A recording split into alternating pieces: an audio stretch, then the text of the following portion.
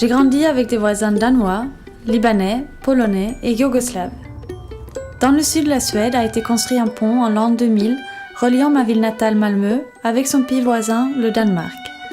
Dans les années 90, avant l'arrivée du pont, la Suède a reçu un grand nombre de gens qui fuyaient la guerre de l'ex-Yougoslavie.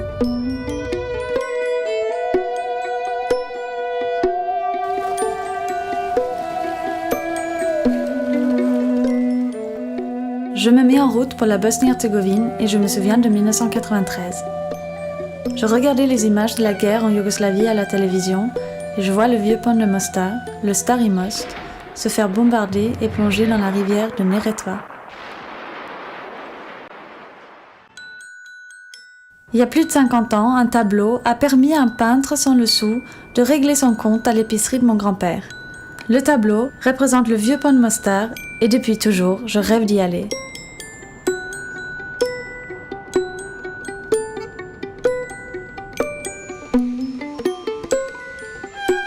Avant la guerre, cette ville touristique connaissait le plus grand nombre de mariages mixtes dans la région. Mais aujourd'hui, c'est la plus divisée du pays entre ces deux communautés croates et bosniaques.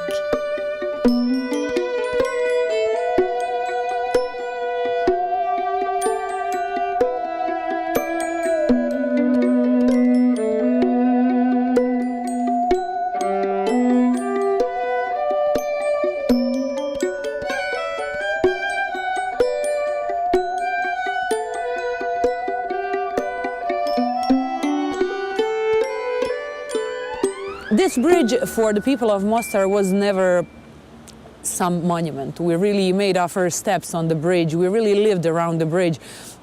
First kisses, first loves. During the entire existence of this bridge, the poets and you know, the painters admired it. It has so many pictures, so many paintings, so many tales. This bridge was something that was in our heart. It was really hard for all of us when in November of 1993 it was destroyed.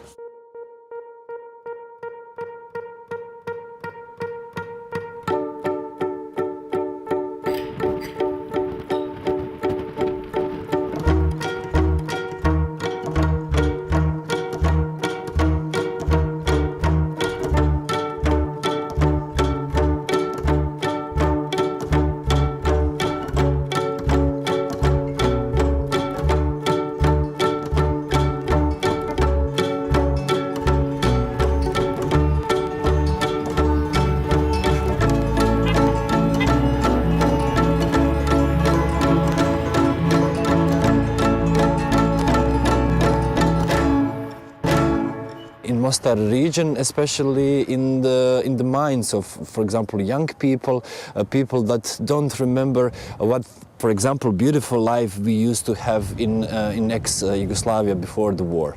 That time, Mostar was a really red-collar city. We really adored Tito and communism. We didn't know who was who. And just at the beginning of 90s, when we implement first democratic rules, we started to realize who was a Serb, Croat and Bosniak. When the war started, like first 5 minutes of the air raid, my first thought was, well, that person up in the airplane is probably more scared than I am, you know, and I somehow never built up the, you know, blaming feeling for anybody. But the main thing that I saw in the war is innocent people suffering and being victims of that war. Elvire et Vernès travaillent pour le Nansen Dialogue Center, une ONG qui s'investit pour réinstaurer le dialogue entre les deux communautés croates et bosniaques. I want to stress that, especially in pre-election campaigns, three nationalistic parties used to manipulate, afraid our citizens with security reasons, with new wars, with new conflicts, with new fights, and they pretend to be the most powerful soldiers for protection of so-called vital national interests. And this is a kind of really weird circle, and I really don't know when we're going to get out of this circle. Yeah, but if people could understand each other better, then there would be much less reason for that fear.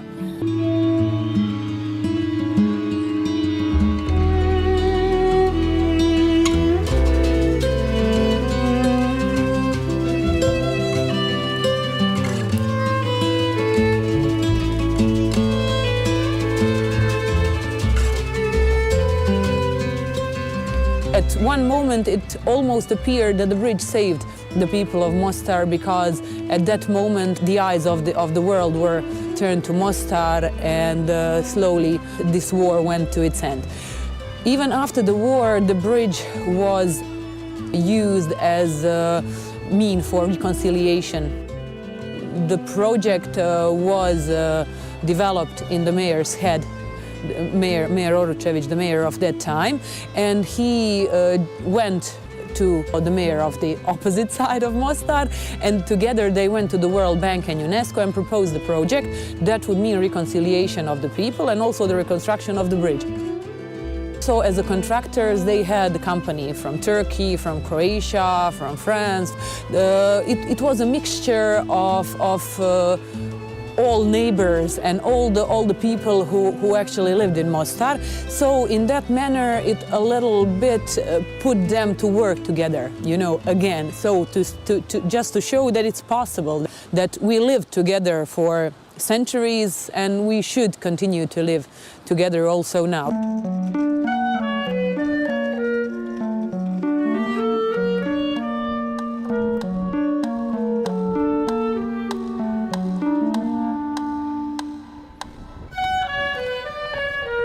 When we are speaking of common people, I don't see problem. Sometimes in Bosnia and Herzegovina is a lot of problems who is coming out from Dayton Agreement, about constitution, about problems coming because everything was good for peace, but now to have peace here. But now we have to develop something new, something more, but we need time. Invité à Mostar pour enseigner à des jeunes actifs comment rétablir le dialogue, Igor Gawan fut le premier maire de Sarajevo après la guerre et ensuite premier ambassadeur de la Bosnie-Herzégovine pour le Conseil de l'Europe.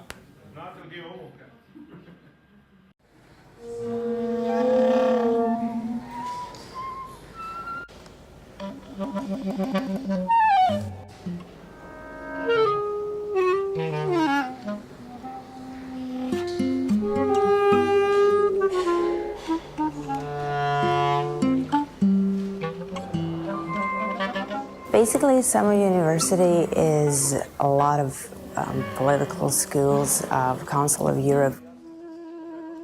The point is, as far as I can understand, not that much to try to learn people democracy in 3 days. The point is to get to know each other better and to get to hear different points of view and different angles.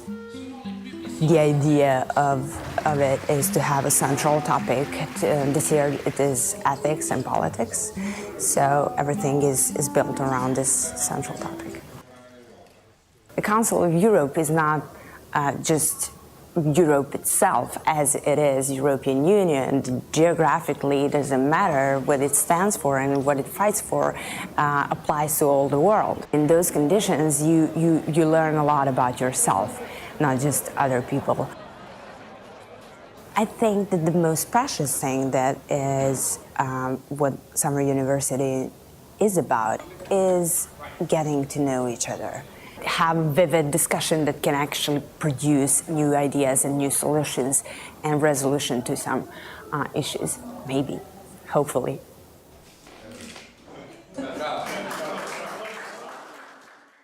Prejudice exists from both sides.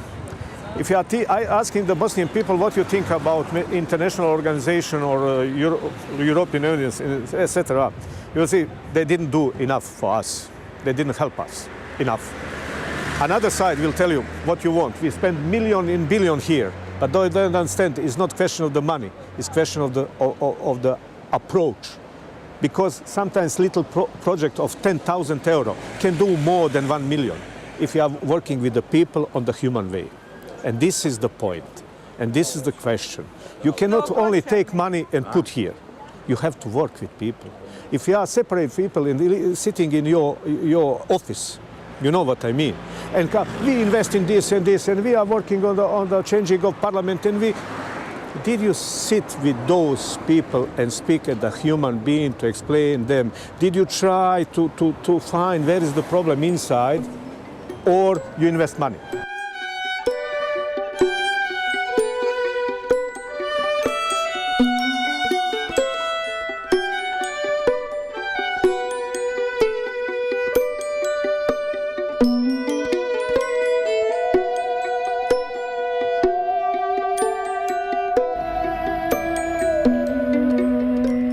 Every post-conflict situation is a long healing period. So if you look in the history and even today in the world, people remember, conflicts from ages ago. So sometimes, and they're transferred from generation to generation to generation, and it's very wrong to expect that, there was a war, now there will be some reconciliation process and everything will go away.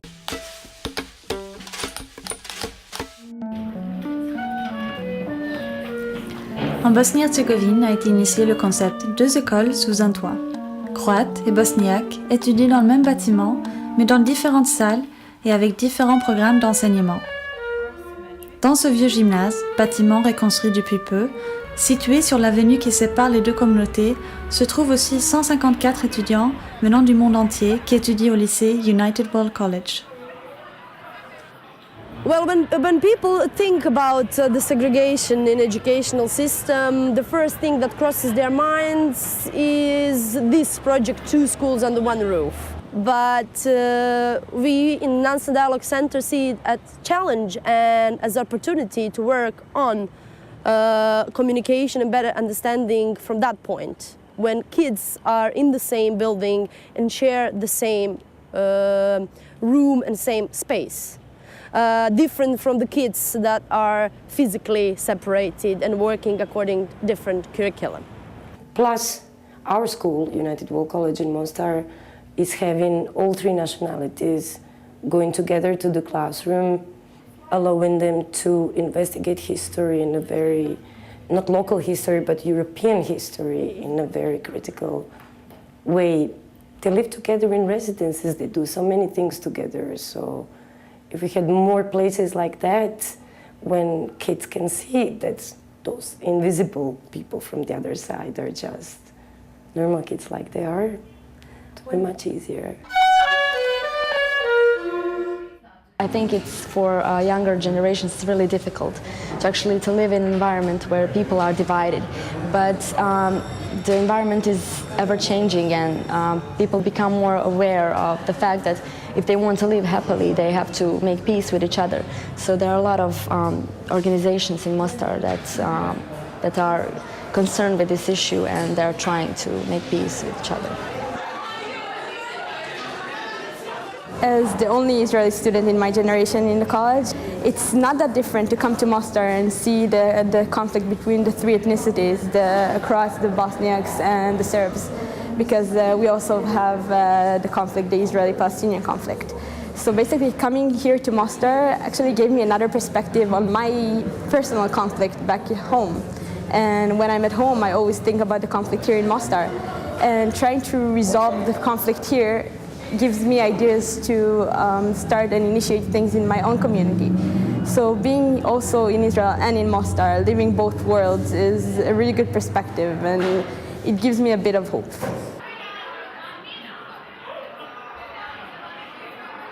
I would like to invite everyone to, let's say, accept other people, to not just look narrowly at things, just to widen their knowledge and to listen to other people and hear other opinions and create better and sustainable future. With this school, with people who are coming from Europe and integrating the country toward Europe, the ideas will be present in the future, and that's why I'm stating that Bosnia and Herzegovina is a country with opportunities which will be realized in a few years.